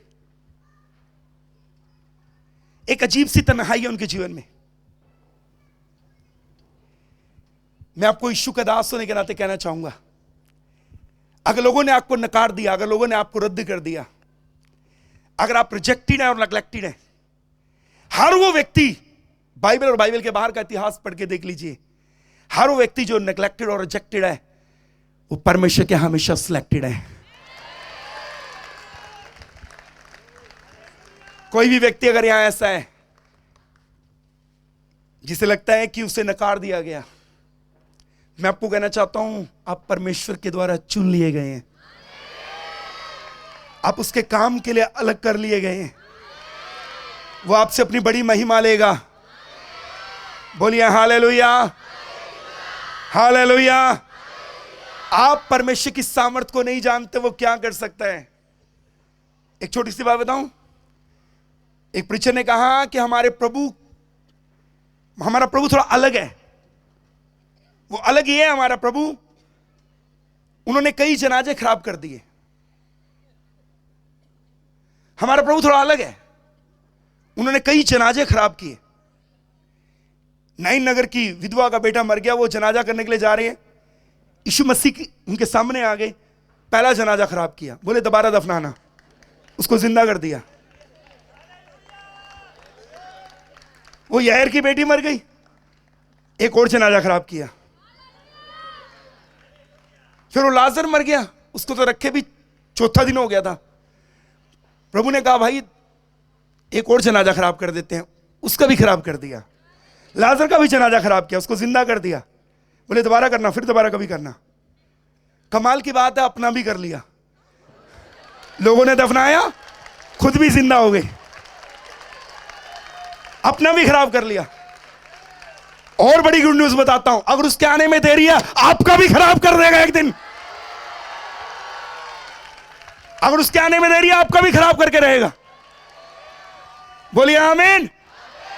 यीशु के नाम की, यीशु के नाम की। मैं कुछ कहना चाहता हूं अपने प्रभु, आप नहीं जानते प्रभु की सामर्थ के विषय में, उसके लिए कोई सीमा नहीं है। मैं फिर कहना चाहता हूं आपकी अयोग्यता परमेश्वर के मार्ग में रुकावट नहीं है कि वो आपको इस्तेमाल ना कर सके। आपकी अयोग्यता परमेश्वर के सामने बाधा नहीं है कि वो आपको इस्तेमाल ना कर सके। मैं हम्बली कहना चाहता हूं, बस हमारा काम है कि हम उसके आगे समर्पण करें। जल्दी से बंद करने से पहले 3 मिनट आपके और लूंगा, उसके बाद बंद कर देंगे। हमारी बाइबल में एलिया के समय में आग उतरी। बाइबल कहती है कि जब एलिया ने दुआ की तो स्वर्ग से आग आई। उसने चैलेंज किया था उन नबियों को जो परमेश्वर को नहीं मानते। उन्हें कहा था तुम एक बलिदान ले लो और मैं एक बलिदान लूंगा, जिसका परमेश्वर जीवित स्वर्ग से आग भेजे और अपना बलिदान कबूल करे। उन्होंने अपना बलिदान पहले, एलिया ने कहा तुम पहले चढ़ाओ। सुबह से लेकर शाम तक वो पुकारते रहे, कोई नहीं आया। हिंदी की बाइबल में लिखा तब एलिया ने बलिदान चढ़ाने के लिए वो वेदी के समीप आया। और बाइबल कहती है एलिया ने सबसे पहला काम क्या किया, उसने वेदी ठीक की। एलिया ने वेदी ठीक की। उसने वेदी पत्थरों से वेदी बनाई। उसने इज़राइल के गोत्रों की गिनती के अनुसार पत्थर लिए, 12 पत्थर, और वेदी बनाई। एलिया ने वेदी ठीक की, वेदी बनाई। बड़ी हम्बली कहना चाहता हूं, नम्रता से कहना चाहता हूं, वो व्यवस्था विवरण में लिखा है जब तुम परमेश्वर के लिए वेदी बनाओ, लेवी व्यवस्था में लिखा है जब तुम परमेश्वर के लिए वेदी बनाओ, उसके ऊपर कोई भी पत्थर तराश के मत लगाना। जैसा तुम्हें मैदान में मिले वैसे उठा के लाके वेदी में लगा देना। एलिया ने वेदी बनाई, इज़राइल के गोत्रों की गिनती के अनुसार 12 पत्थर लिए, वेदी बनाई, आग आई, एलिया की भेंट कबूल हुई। सुनिए, वेदी बनाने का एक नियम है, लेवी व्यवस्था विवरण पढ़े तो मालूम पड़ता है। प्रभु ने कहा जब तुम मेरे लिए वेदी बनाओ उसमें तराशे हुए पत्थर मत लगाना, जैसा मैदान में मिले वैसा लाके लगा देना, जैसा मैदान में मिले। आज बहुत से लोगों का एक एक्सक्यूज है, पादरी साहब मैं थोड़ा सिगरेट पीता हूं, पहले छोड़ दूं बाद में बपतिस्मा लूंगा। पादरी साहब थोड़ा शराब पीता हूं, इसलिए तो मैं प्रभु की सेवकाई के लिए आगे नहीं आता, बार बार रहता हूं, थोड़ा ये लत छूट जाए तो थोड़ा प्रभु के निकट आऊंगा।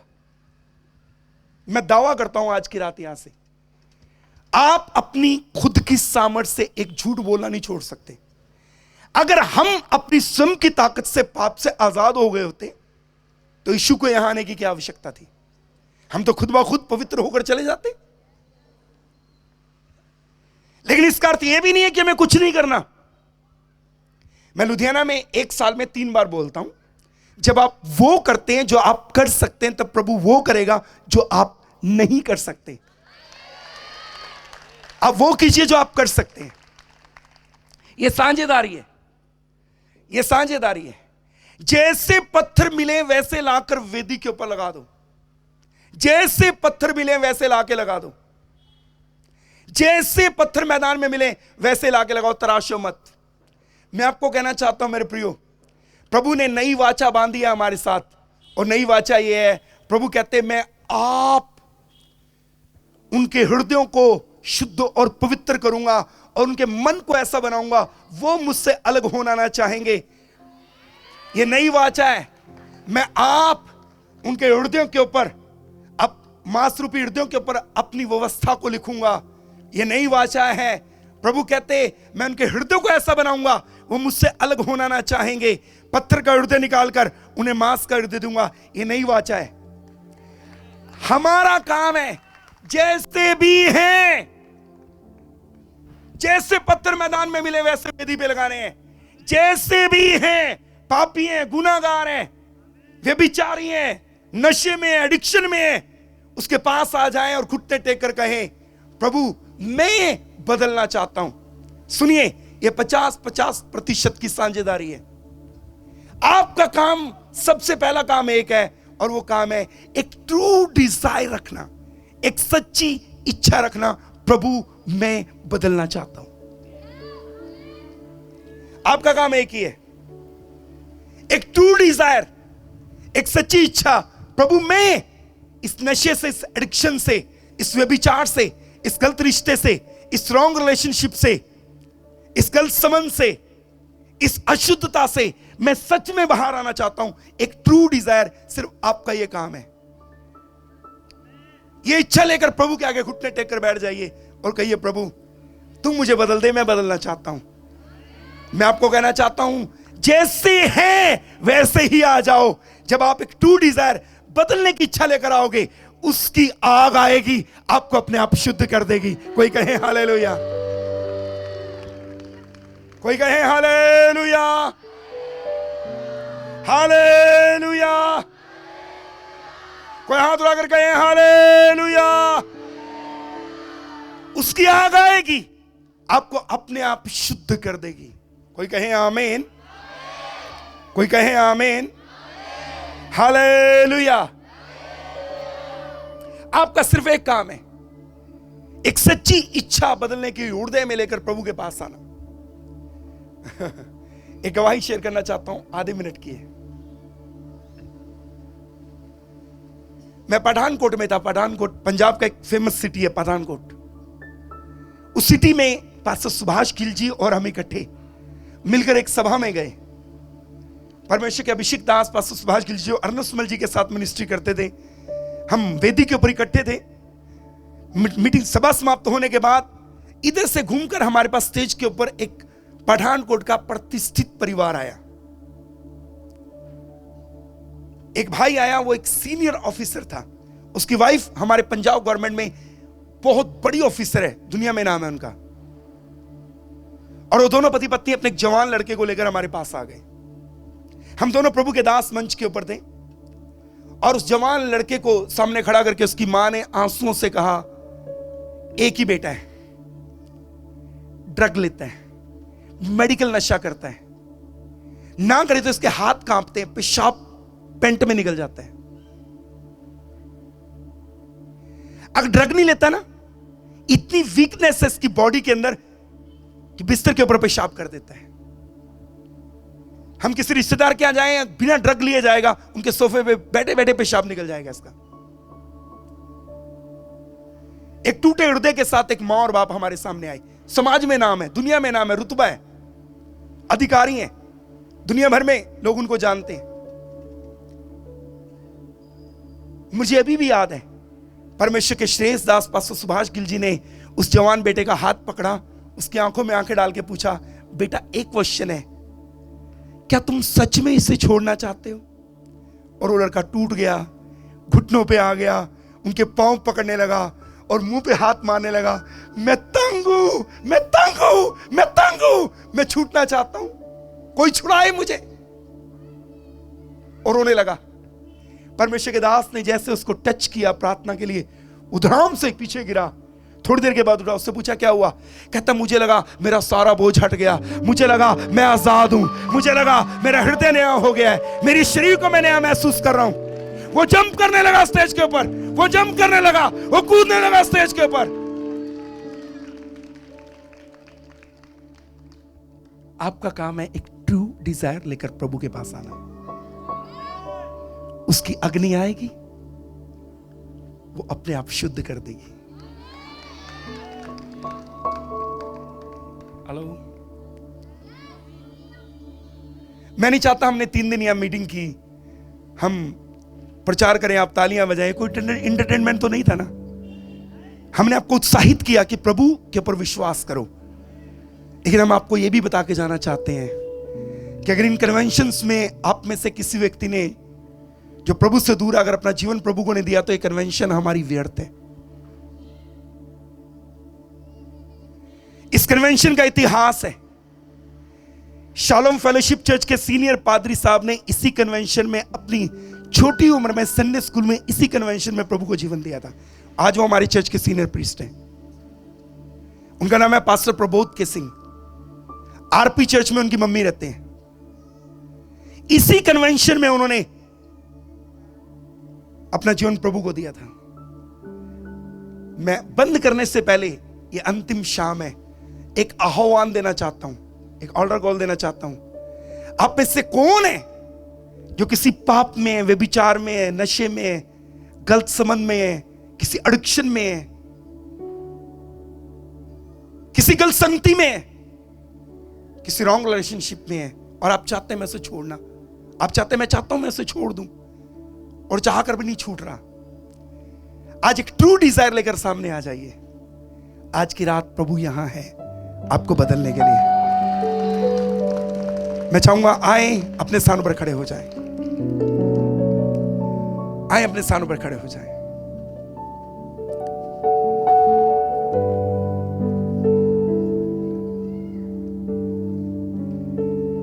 जितने लोग आज अपनी जरूरतों के साथ आए थे, परेशानियों के साथ आए थे, बीमारियों के साथ आए थे, मुश्किलों के साथ आए थे, मैं यीशु के नाम में कहता हूं, आज की रात प्रभु आपको आजाद कर रहे हैं।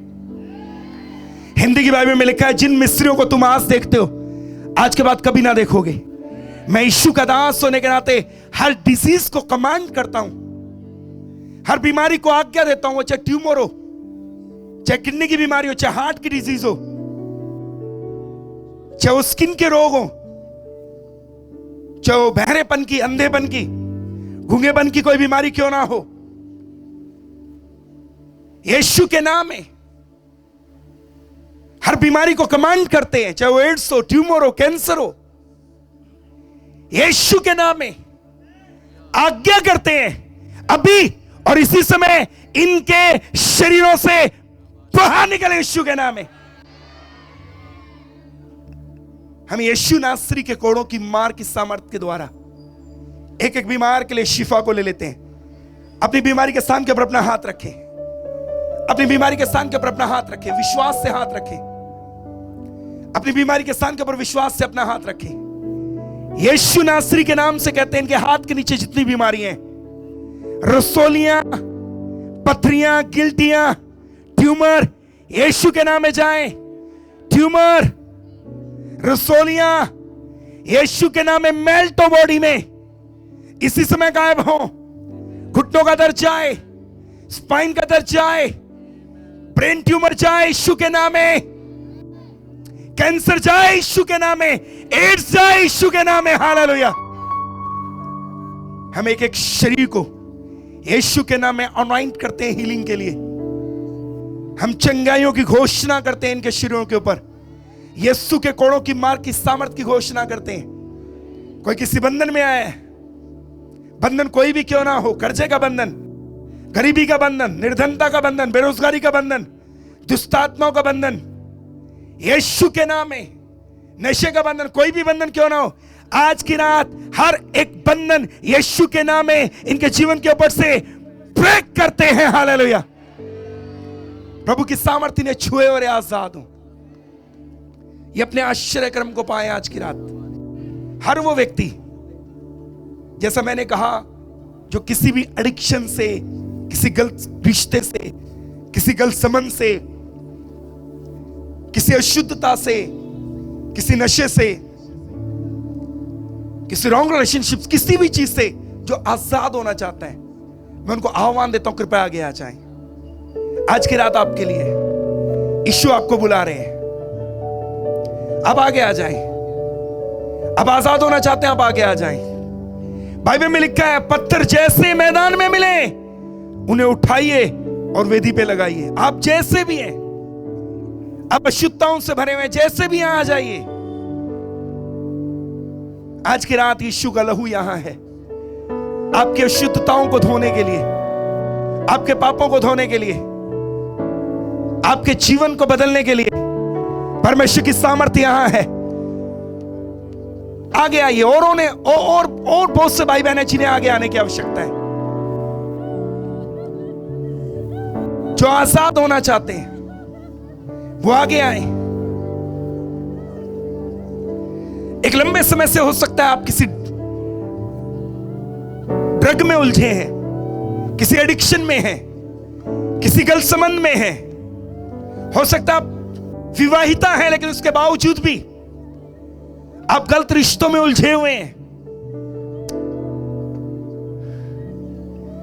आप अश्लीलता में हैं। बड़ी स्ट्रांगली खुदा का आत्मा मुझे कह रहा है, कुछ लोग यहां पॉर्न साइट देखते हैं। मैं प्रभु के भय में बात कह रहा हूं। यहां पर कुछ लोग हैं जो अपनी मोबाइल की गंदगी में उलझे हुए हैं। वो बार बार पश्चाताप करते हैं, प्रभु एक बार और माफ कर दे, आज के बाद मेरी आंखों से मैं अशुद्धता को नहीं देखूंगा, लेकिन फिर दोबारा पाप में गिर जाते हैं। मोबाइल के ऊपर अशुद्धता देखने में, पिक्चर्स, वीडियोस, पोर्न साइट्स, अशुद्धताओं में उलझे हुए हैं। एडिक्शन है। आज की रात पवित्र आत्मा आजाद करेगा। अब आगे आए, अब आगे आए। मैं यहां परमेश्वर की सामर्थ को देख सकता हूं, मैं यहां परमेश्वर के हाथ को देख सकता हूं। आगे आए, डरे ना। आप जैसे भी आगे आ जाएं, शुद्ध है, पापी है, गुनाहगार है, जैसे भी आगे आ जाएं। सारी दुनिया कहती है शुद्ध हो तो तुम प्रभु के यहां ग्रहण होंगे। हमारा प्रभु कहता है मेरे पास आओ, मैं तुम्हें शुद्ध करूंगा। हालेलुया। आप जैसे भी आगे आ जाएं, और भी अभी हैं पीछे, एक अवसर है आपके लिए। कई लोग कुछ अशुद्धताओं में हैं, वो अपनी आंखों के द्वारा बार बार पाप कर बैठते हैं, फिर प्रभु से माफी मांगते हैं। परमेश्वर का आत्मा मुझे कह रहा है आज की रात वो आजाद होंगे। कुछ लोग ये ऐसे हैं जो गलत हैबिट्स में, पाप करने की गलत आदतों में, आज की रात पवित्र आत्मा उन्हें आजाद करेगा। कुछ पाप ऐसे हैं जो आप किसी को नहीं बता सकते। भजनकार कहता है प्रभु मेरे गुप्त पापों से मुझे आजाद कर। कुछ पाप ऐसे हैं जो आप किसी से शेयर नहीं कर सकते, लेकिन प्रभु आज उनको देखता है। अगर आप सच्चे हृदय से प्रभु के पास आएंगे, एक ट्रूली डिजायर लेकर आएंगे, मैं बदलना चाहता हूं, मैं आजाद होना चाहता हूं, आज की रात यीशु आपको आजाद करेंगे।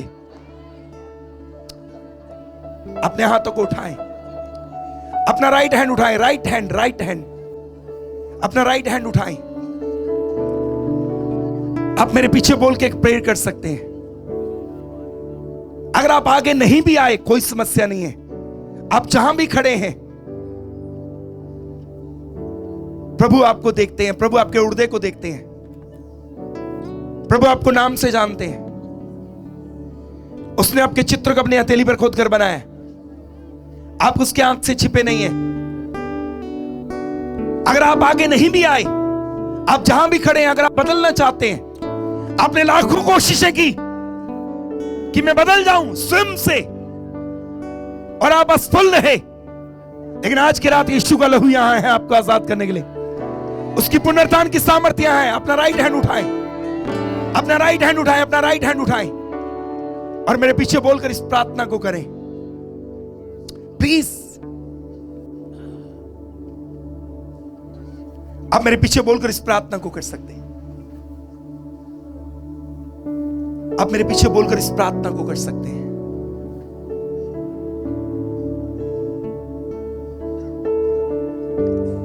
अपना राइट हैंड उठा के रखें। प्रभु की उपस्थिति यहां है। मेरे पीछे बोलिए, हे प्रभु, हे प्रभु यीशु,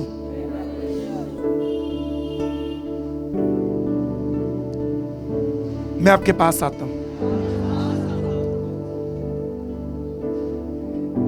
हे पिता परमेश्वर, मैं आपके पास आता हूं।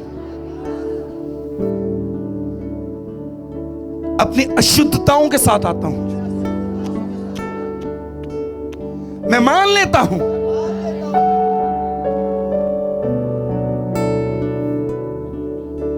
जो पाप मैंने किए वो मेरे थे।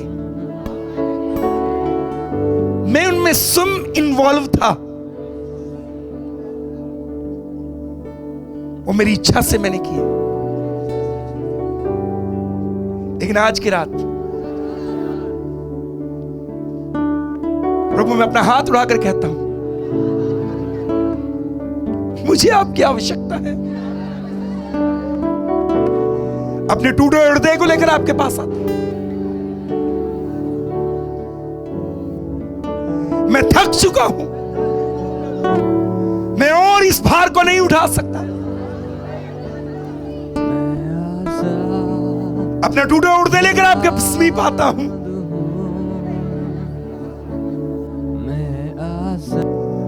अपने सारे पापों को मानता हूं, तेरे सन्मुख रखता हूं। मुझे शुद्ध कर दे, अपने लहू से धो दे, अपने लहू से आजाद कर दे, अपने पवित्र आत्मा से छुड़ा ले, अपनी सामर्थ्य से मुझ पर रहम कर। ये जीवन मैं तुझे देता हूं। मैं प्रभु यीशु को अपना देह, प्राण, आत्मा देता हूं। आज से मेरे हृदय का स्वामी तू है। मैं तुझे इनवाइट करता हूं अपने जीवन में। अपनी सारी अशुद्धताओं से मन फिराता हूं, तेरी ओर फिरता हूं अपने संपूर्ण हृदय के साथ। मुझे अपने सीने से लगा, मुझे क्षमा कर दे, मुझे अपनी संतान बना ले। मैं आपको अपना प्रभु, उद्धार करता और मुक्तिदाता व्यक्तिगत रीति से स्वीकार करता हूं। से यीशु मेरा प्रभु है। आज से यीशु मेरे जीवन का स्वामी है। आज से यीशु मेरा उद्धार करता है। अब ये जीवन मेरे प्रभु के लिए है। ये जीवन मैं तुझे देता हूं। आज से इसमें तेरी इच्छा पूरी हो। आज से ये तेरे लिए इस्तेमाल हो। मुझे आजाद कर दे और अपने लिए इस्तेमाल कर ले।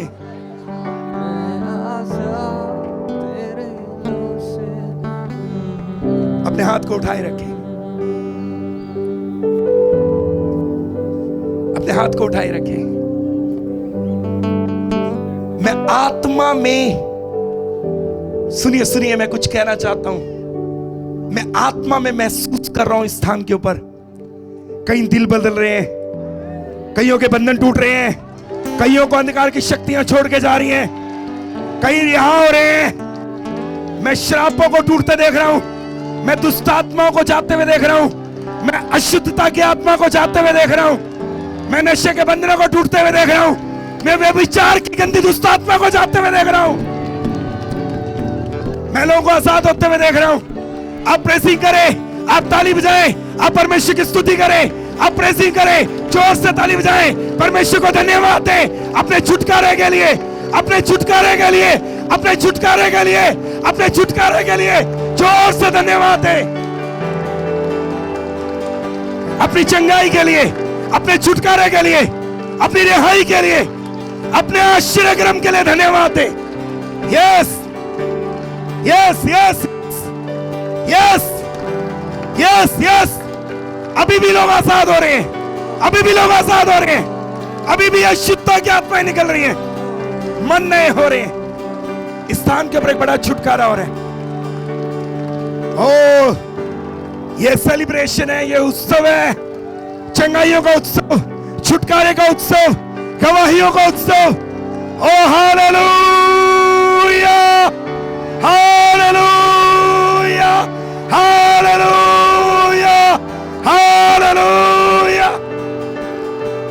आए अपने दोनों हाथों को उठाएं और जोर से परमेश्वर की प्रेसिंग करें, जोर से ताली बजाएं, जोर से ताली बजाएं, और जोर से, और जोर से। यस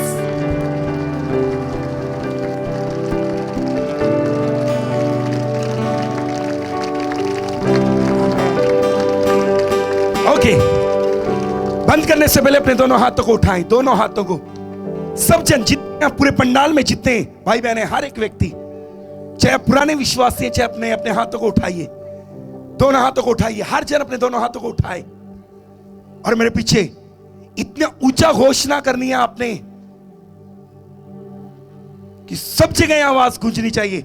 और ऊंचा उठाइए अपने हाथों को और मेरे पीछे घोषणा कीजिए, बोलिए मैं एक क्षमा पाया व्यक्ति हूं, मेरे गुनाह धुल गए, मेरे सारे पाप क्षमा हो गए, मेरे सारे श्राप टूट गए, मैं मसीह में नई सृष्टि हूं।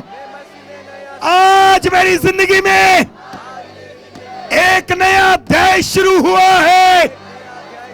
आज परमेश्वर ने मेरे जीवन में मेरी एक नई शुरुआत दी है, एक नई बात मेरे लिए प्रकट हुई है, मेरे सारे गुनाह माफ हो गए, मैं सृष्टिकर्ता के द्वारा प्यार किया गया हूं, सृष्टिकर्ता मुझसे मोहब्बत करता है, मैं आजाद हूं, मैं स्वतंत्र हूं, मैं नई सृष्टि हूं।